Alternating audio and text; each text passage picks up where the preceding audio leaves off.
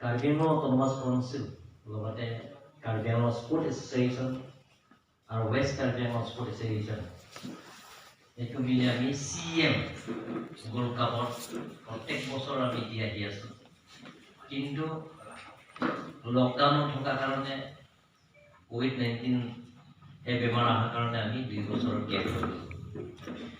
গতিকে এবাৰ 5th CM gold cup football championship অহা 5 তাৰিখ পৰা আৰম্ভ হ'ব। এই 5 তাৰিখত টোটেল আমি টিম মাতিছোঁ। আগতে ইণ্ডিয়া বাহিৰত মাতিছোঁ, এবাৰ ইণ্ডিয়া বাহিৰত নহয়, অকল ইণ্ডিয়াৰ বিৰুদ্ধে হ'ব। আসামৰ পৰা আৰম্ভ কৰি মণিপুৰ, গোসাইগাঁও আৰু কাৰ্বি আংলং টিম আছে।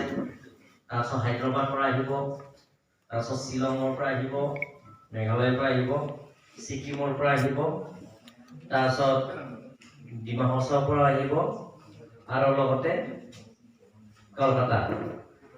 সব মিলি টোটেল টিম 12 আৰু ৰাতি খেলা হ'ব। এবাৰ আমি কাৰ্বি আংলং স্পৰ্ট এছ'চিয়েশ্যন পৰা আমি সিদ্ধান্ত লৈছোঁ এবাৰ ফ্ৰী কৰি দিম, টকা পইচা নহয়, খালি সেই চেয়াৰৰ কাৰণে মেইনটেনেন্সৰ কাৰণে এটা নমিনেল কিবা এটা ল'ব, কিন্তু বাকীবিলাকো আমি ফ্ৰী কৰি দিম। আৰু 5 তাৰিখ পৰা আৰম্ভ কৰিব, 5ৰ পৰা আৰম্ভ কৰিব, এণ্ডটো হ'ব, শেষ হ'ব 18 of this month। এইটো ফাইনেল মেটচ হ'ব। গতিকে এইটো আপোনালোকক অনুৰোধ কৰিছোঁ যাতে পাব্লিচিটি হয়। CM গোল্ড কাপ এইটো কেছটো এবাৰ 3 লাখ, 2 লাখ আৰু 1 লাখ। ফাৰ্ষ্ট, ছেকেণ্ড, থাৰ্ড এই তিনিটা থাকিব। 3, 2, 1 এইটো থাকিব। Test trophy along with certificate medal এইটো থাকিব। আৰু প্লেয়াৰ্ছবিলাক গোটেইখিনি একমডেশ্যনত আমাৰ কাৰ্বি আংলং অটোনমাছ কাউন্সিলৰ পৰা আৰু কাছা কাৰ্বি আংলং স্পৰ্ট এছ'চিয়েশ্যনত আলোচনা কৰি একমডেশ্যনটো কৰিম।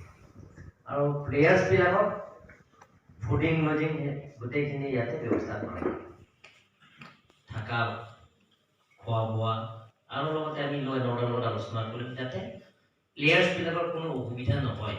তাৰে ইউনিভাৰ্চিটি লগ লাডাখ के बड़े Diphu university campus mati kasi full fledged university long libang pinangan bang kacirai tundu lagi mau apa orang teh jitia dan gram lo belum ada sanction lo belum ada lagi election na belko itu allotment ke apprentice ki pikang lagi Johnson B University pikang lagi agar non lagi itu mau 5,000 bigas itu pula lagi training dan kita allotment pinang mati si dari university mana allotment pinang toko non training school hula lagak so biji berapa itu allotment dia lo Lantai saya allotment lo teman dia এতিয়ালৈকে আমি মই কৈছোঁ যাতে যিবিলাকৰ আমি border যিটো প্ৰটেকশ্যনৰ নামত প্ৰথমে আমি তাতে আসাম গভৰ্ণমেণ্টৰ লগত আলোচনা কৰি অনাৰবৰ চিফ মিনিষ্টাৰে আমাক অলৰেডি গ্ৰান্ট দিলে যে তাতে যে কমাণ্ডো ট্ৰেইনিং ইনষ্টিটিউট হ'ব তাতে, আৰু মাটিও আমি 1000 বিঘা দিলোঁ। যেতিয়া কমাণ্ডো ট্ৰেইনিং ইনষ্টিটিউট হ'ব তাৰ বাজেটত ধৰা হৈ গ'ল আৰু এটা নাগালেণ্ড বৰ্ডাৰ হ'ব। ইয়াত যিবিলাকৰ আনএমপ্লয় ইউথ এডুকেটেড বিলাকক তেওঁলোকৰো এই ট্ৰেইনিঙত যাব পাৰিব। বছৰত তেওঁলোকৰ টাৰ্গেট 200 ট্ৰেইনিং দিব। আৰু লোকেল মানুহবিলাকক ইয়াত পাব,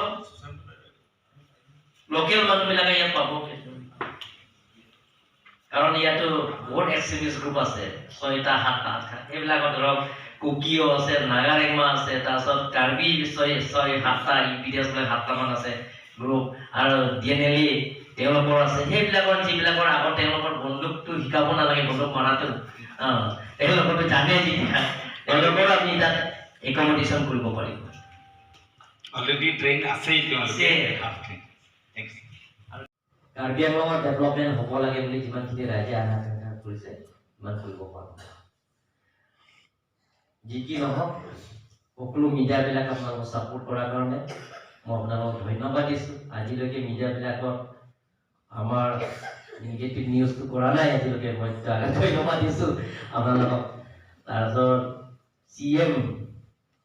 ফিফ্থ CM গোল্ড কাপ আপোনালোকে যাতে পাব্লিচিটি কৰে, আৰু যিমানখিনি মই কোৱাবিলাকো যদি আপোনালোকে পাব্লিচিটি কৰে, সেইটো আপোনালোকে আমাক গোটেই স্থানীয় ৰিপৰ্টাৰ যেতিয়া এইটো আপোনালোকেও ভাল পাব, আমিও ভাল পাব, আৰু যাতে কাৰ্বি আংলঙত কি ডেভেলপমেণ্ট হৈছে গোটেইখিনি এটা ফ'কাছত আহি হ'ব।